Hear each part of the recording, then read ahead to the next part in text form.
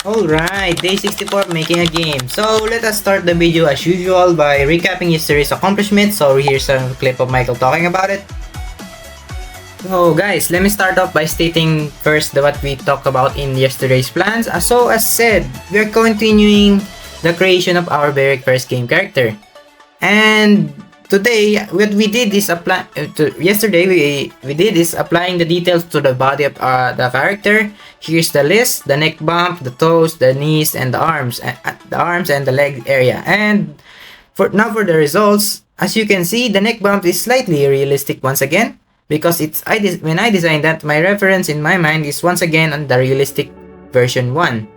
But just as before, I think it blends well with the design. And for now for the toes, I think it represents the realistic toes once again because I also reference it to a realistic toe, but it's not too realistic in a sense. But I think it looks good too, and it blends well in the design.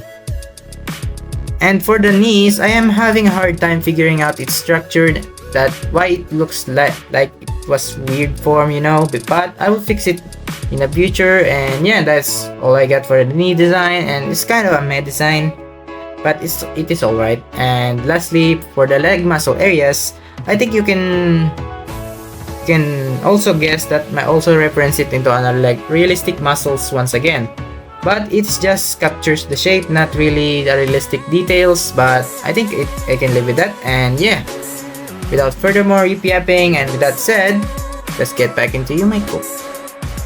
So that yesterday's accomplishments is recap. Let us continue the project. As you can see on the screen, today I plan to continue designing our very first game character, which is an anime schoolgirl style. And today I added this new sculpts for the game character, and here it is. As you can see on the time lapse, I am doing the skirt sculpt first, then followed by the leggings sculpt, and lastly the uniform of our anime schoolgirl game character.